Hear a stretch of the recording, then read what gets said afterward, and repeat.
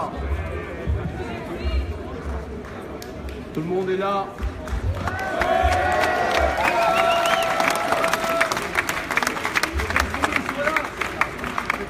Évidemment, merci d'être là, nombreux, joyeux, fidèles. Et c'est à moi que revient l'honneur, au nom de tous mes collègues députés. Et puis peut-être au nom aussi, dans la continuité de la campagne que nous avons menée, de dire quelques mots. Maintenant, à l'occasion de cet anniversaire hommage à Jean Jaurès. Vous savez bien sûr pourquoi vous êtes réunis. Nous ne sommes pas des dévots, nous ne pratiquons aucune religion, ou du moins, si c'est le cas, c'est une affaire privée. Mais nous avons la fidélité à nos anciens, à ceux qui, avant nous, ont ouvert le chemin, parfois dans des pires difficultés. Non pas que nous soyons totalement d'accord avec les combats qu'ils menaient, mais ils étaient en leur temps, face aux difficultés, les insoumis de leur époque. Ils sont nombreux dans ce panthéon qui est celui de la France insoumise. Et Jean Jaurès, bien sûr, y occupe une place particulière. Chers amis, vous le savez, c'est le 31 juillet 1914 qu'à 21h40, Jaurès était là, dans un établissement qui s'appelait à l'époque le Café du Croissant. Pourquoi était-il là, Jaurès? Car il sortait des locaux du journal L'Humanité qu'il dirigeait, qui était juste à côté. Accompagné de 4 de ses camarades, journalistes aussi, personnalités du mouvement socialiste de l'époque, il prenait une pause après avoir écrit un article très important qui prenait position contre la guerre qui venait. Le jour même, Jaurès avait rencontré différents représentants du gouvernement et s'était opposé au discours belliciste qui montait depuis l'attentat de Sarajevo.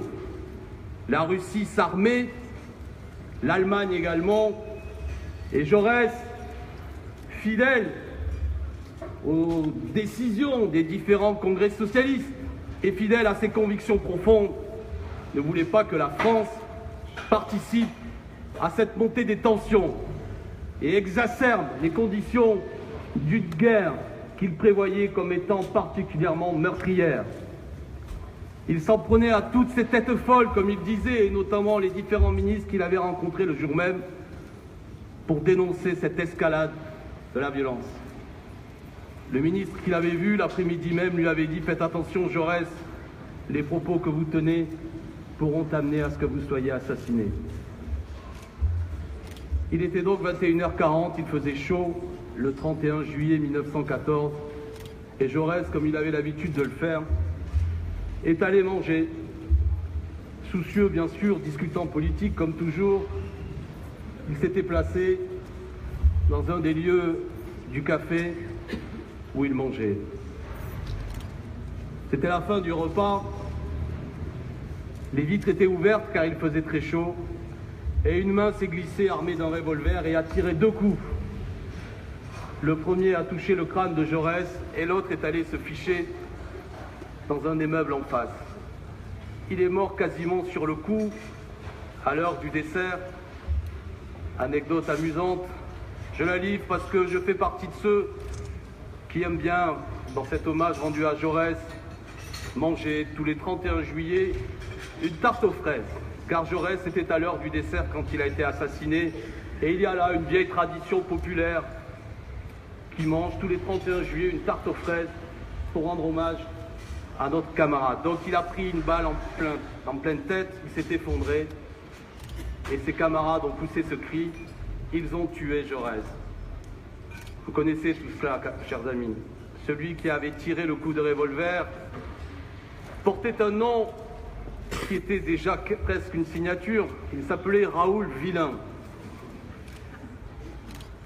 Jean-Luc Mélenchon me rappelait d'ailleurs que toute l'histoire, souvent de ceux qui ont assassiné les nôtres, porte des noms bien singuliers.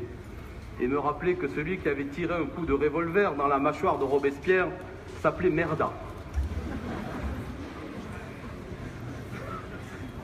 Raoul Villain était un nationaliste, on a dit après coup un déséquilibré, mais un homme nourri dans le contexte de la droite nationaliste de l'époque et de l'extrême droite qui voulait la guerre et qui montrait du doigt tous ceux qui s'opposaient à cette montée de la violence.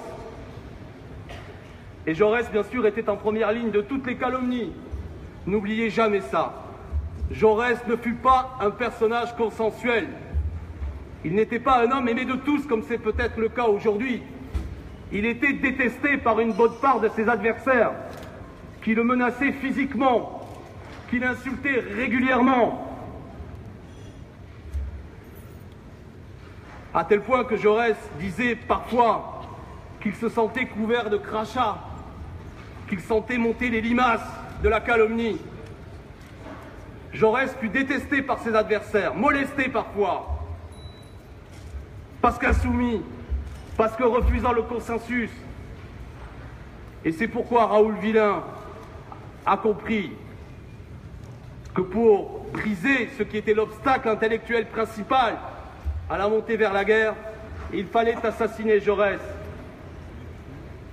La veille déjà, il était dans la rue, furetant un peu pour voir ce que faisait Jaurès, qui avait mangé au même endroit la veille. Et des récits rappellent que Raoul Villain s'était approché des fenêtres, mais n'avait pas osé, ce 30 juillet, faire son terrible crime. Injurié, Jaurès. Chaque fois qu'il prenait la parole pour s'opposer à la marche vers la guerre, la droite lui répondait « Taisez-vous, Herr Jaurès !» l'assimilant au camp de l'Allemagne. Chers amis, bien sûr, il ne faut pas faire des anachronismes, mais tout de même, il y a des continuités. Quand chaque fois que des voix s'élèvent contre la guerre ou contre les discours bellicistes, de se voir assimiler immédiatement de manière grossière aux positions du camp d'en face. Combien de fois n'avons-nous pas entendu durant cette campagne présidentielle que nous étions quasiment des agents russes, car nous refusions de nous aligner sur des positions atlantistes absurdes qui visaient quasiment à préparer nos concitoyens à une nouvelle guerre. Jaurès refusait cela par humanisme. Il refusait la guerre, il était un homme de la paix, et c'est ça qui lui a coûté la vie. Jaurès avait dit « Le capitalisme porte en lui la guerre comme la nuée et l'orage ». Combien cette phrase est prophétique. Et nous savons, avec le recul, que la Première Guerre mondiale fut un massacre de millions d'hommes et de femmes, et combien il était juste de lutter pour la paix. Mais Jaurès était insulté, calomnié pour cela. On le traitait de croque-bourgeois, on disait le pire de lui, on le défiait en duel parfois. Paul Déroulède, un des pères du nationalisme, avait défié Jaurès en duel. Voilà, ne perdez jamais cela de vue. Nous ne fêtons pas un saint adoré en son temps, un homme de rassemblement, comme on veut le faire croire aujourd'hui. Mais Jaurès était profondément, pardonnez-moi de l'utilisation d'un mot, mais conflictuel, insoumis, refusant l'ordre établi, y compris dans son propre camp. Accusé de tout. Je relisais l'autre jour un témoignage qui racontait que le seul voyage que Jaurès a fait à l'étranger, c'était en Argentine, en Amérique latine précisément. Il s'était arrêté quelque temps en Uruguay, puis après avait donné 8 conférences en Argentine. Pour un homme de l'époque, et pour Jaurès, c'était énorme, en 1911, de partir 6 mois de la France. Il était déjà directeur du journal, il avait des tensions internationales extrêmement fortes. Et puis que vous le savez, au Maroc, quelques incidents avaient eu lieu, mais Jaurès avait tenu d'aller voir ce qui se passait en Amérique latine. 6 mois de voyage. Il l'avait fait car à l'époque, il y avait une tradition, une mode où les conférences étaient payées, rapportaient de l'argent. Jaurès était allé à la fois, bien sûr, découvrir, s'imprégner de l'ambiance locale en Argentine et en Uruguay pour comprendre ces nouveaux continents, ces fondations, ces formations de nations nouvelles, mais aussi pour apporter de l'argent pour financer en quelque sorte l'humanité qui se portait fort mal. À son retour, il sera attaqué sur cet argent. On l'accusera d'avoir volé de l'argent, il devra rendre des comptes. Vous voyez, c'était à tout moment dans chacun de ces actes Un homme bien sûr qui était adoré par les siens, par les milieux populaires, mais pourchassé, calomnié, poursuivi. Les amis, vous comprenez pourquoi je dis cela? Pour bien comprendre qu'un combattant est toujours, quel que soit le temps dans lequel il agit, un révolutionnaire, un homme qui veut changer les choses, est un homme qui évidemment déchaîne des passions et qu'il ne faut pas s'inquiéter pour cela. Ces passions sont souvent la preuve que nous avançons et que nous dérangeons. Alors bien sûr, Jaurès, c'était l'homme du combat social. Un bourgeois au point de départ, un petit bourgeois qui aurait pu très bien rester l'universitaire du Tarn qu'il était. Mais il a fait le choix de l'engagement politique, d'abord en découvrant la question sociale. Jaurès fut élu, battu, réélu, rebattu. Dans un premier temps, élu en 1895, il avait 26 ans. Jeune député à l'époque, il était ce qu'on appelait un républicain opportuniste, pas du tout socialiste. Il fera son premier mandat à l'Assemblée nationale, placé à un endroit qui ne le situait pas nécessairement à gauche. Et puis il va découvrir la question sociale, notamment par la rencontre avec les ouvriers de Carmaux, le combat qu'il menait contre un patronat brutal, réactionnaire. Il sera battu après ce premier mandat, puis réélu, cette fois-ci comme socialiste. Le mouvement socialiste, je le dis au prix des pires anachronismes, mais je l'assume, était le mouvement des insoumis de l'époque face aux républicains et aux radicaux qui étaient les représentants des forces traditionnelles. Jaurès sera de cela, un militant ouvrier, bien sûr avec son statut particulier, il n'était pas ouvrier lui-même, mais aux côtés des ouvriers, en lutte, toujours les défendant, même quand il y avait, au cours des mobilisations et des grèves, des actes de violence des ouvriers qui étaient en réaction aux brutalités qu'ils subissaient. Jaurès aura toujours la boussole de dire qu'il ne confond pas la violence ouvrière, qui prend des formes particulières, évidemment saisissables, et la violence patronale, qu'il comparait en quelque sorte à une réunion de diplomates qui, sur un tapis vert, décident froidement, calmement, du sort de centaines d'ouvriers. Et Jaurès pointait du doigt cette violence patronale qu'il considérait comme étant bien plus grave, bien sûr, que celle des ouvriers indignés qui cherchaient de façon maladroite, mais ô combien juste et digne, de se défendre. Là encore, c'est des enseignements pour le quotidien. À l'heure des chaînes d'infos, on peut montrer une femme et un homme déchaînés, enragés en quelque sorte par la situation injuste qui lui est imposée. Mais qu'est-ce que c'est comparé à la violence bien pire de ceux qui froidement, avec une forme là encore d'arrogance, décident du sort de milliers d'individus uniquement pour augmenter les profits et qui même parfois s'enrichissent de plus d'1 million d'euros pour avoir comme DRH supprimé des centaines d'emplois.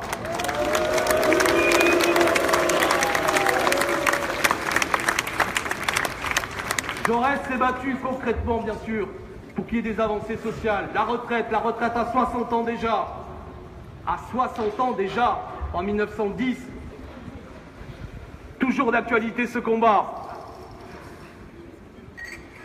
Jaurès s'est battu aussi, a pris clairement position pour la laïcité, car il savait que c'était un combat nécessaire. Il soutiendra Aristide Briand dans sa loi de 1905, pour des raisons, des convictions profondes, mais parce qu'il pensait aussi, là encore, permettez-moi de le dire avec des mots contemporains, que les batailles culturelles, idéologiques ont leur importance, et que le combat social ne peut pas être détaché du combat intellectuel, et qu'il y avait un enjeu à arracher du conservatisme des millions d'ouvriers, de femmes et d'hommes qui étaient sous l'emprise, bien souvent, d'une forme d'obscurantisme religieux. Jaurès était un intellectuel. Combien c'est fascinant de découvrir à la fois ce militant, élu du Sud, prenant le train à une époque où ça n'avait rien à voir avec aujourd'hui, passant des heures dans des transports, allant à Paris, puis revenant, et en même temps en capacité de travailler, d'écrire encore. Et lorsqu'il est battu, pendant quelques années, pendant 4 ans, il se plonge dans la rédaction d'un ouvrage extraordinaire que je vous invite à lire encore aujourd'hui, l'histoire socialiste de la Révolution française, en 5 ou 6 tomes, une œuvre magistrale que tous les historiens de l'époque, à commencer par un homme qui s'appelait Hollard, et puis les autres, considérons cela comme une œuvre majeure à la bonne compréhension de la Révolution française. C'est tout ça qui doit nous inspirer. Non pas qu'après on ne puisse pas discuter de telle ou telle position que défendait Jaurès, mais d'observer combien nous avions là une symphonie intellectuelle multiple, une polyphonie d'intelligence capable d'intervenir sur tous les sujets, soutenir les grèves, être au premier rang d'une mobilisation, comprendre l'enjeu du combat laïque, s'inscrire dans une volonté de recherche scientifique sur l'histoire, et ainsi de suite. Et bien sûr, dans cette histoire socialiste de la Révolution française, quand la question sera posée, s'il fallait se positionner dans tous les personnages magnifiques que Jaurès nous fait découvrir par sa plume, il dira clairement qu'il s'assoit aux côtés de Robespierre. Comprenons l'import des Jacobins.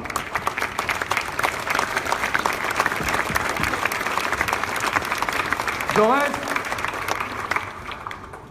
maintenant que c'est mon cas avec 16 autres de mes camarades, était un parlementaire. On a dit, bien sûr, c'était un grand parlementaire.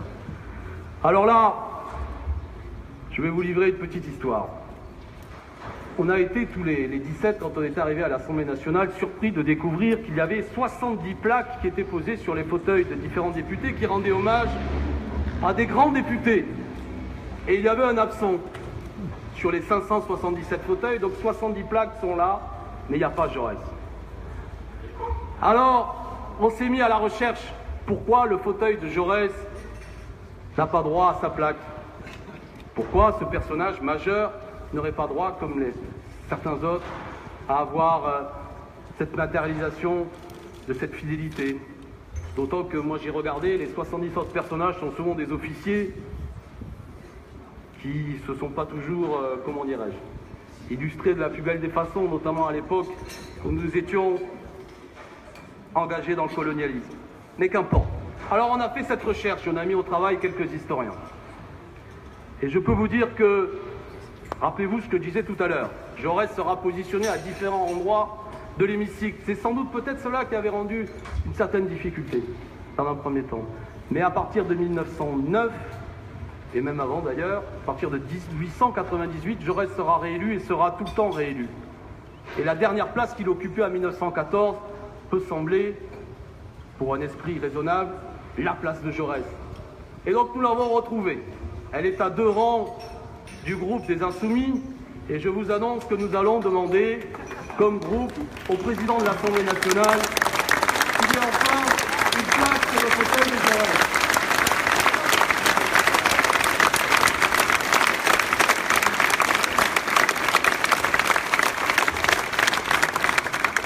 La recherche ne fut pas très difficile, il n'y avait pas beaucoup de photos, mais il y en avait quelques-unes. On la voit, à l'époque on portait la barbe, beaucoup plus fournie que celle qu'on porte aujourd'hui. Et ce qu'il y a de fascinant, je regardais ça cet après-midi, c'est qu'à côté de Jaurès, il y a un personnage que peut-être vous ne connaissez pas bien, qui porte une barbe énorme, blanche, et qui s'appelle Arthur Groussier. Arthur Groussier a apporté quelque chose de fondamental dans notre tradition. Il est l'inventeur du Code du travail.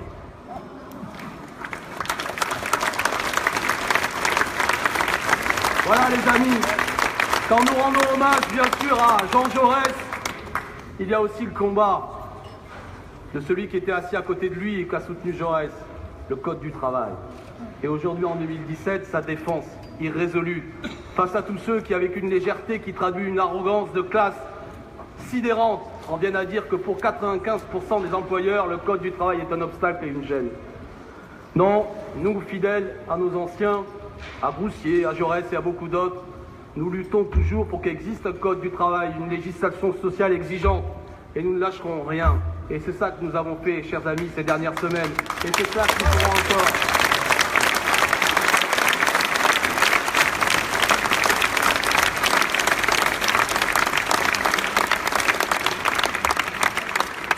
Les amis, défenseurs de la paix, de la justice sociale, de la laïcité, du Code du travail, défenseurs de la Révolution française, parlementaires exigeants, c'était tout cela, Jaurès. Et c'est ça qui a été assassiné le 31 juillet 1914 par un homme qui s'appelait Raoul Villain. Et les amis, nous avons de la mémoire. Face à la grandeur de Jaurès, il y a eu aussi la petitesse du régime politique de son temps. Vous le savez, de 14 à 18, la guerre a eu lieu. Et le procès de Jaurès aura lieu de l'assassin de Jaurès aura lieu en 1919. Et il est une tâche que nous n'oublions pas, c'est que ce procès sera un moment de manipulation historique, de honte de la Troisième République, et dans un moment d'exacerbation nationaliste, on en viendra à dire que finalement, Jaurès ou Villain, c'était deux patriotes qui ne s'étaient pas bien compris, qui finalement auraient été d'accord, et que ce Raoul Villain, finalement, il n'avait pas si tort que ça, d'avoir empêché que Jaurès puisse faire entendre la voix du pacifisme. Et en 1919, Raoul Villain sera acquitté, et à ses dépens, la veuve de Jaurès sera condamnée. C'est ça le bilan juridique de la mort de Jaurès. C'est la veuve condamnée et Raoul Villain acquitté. Oui.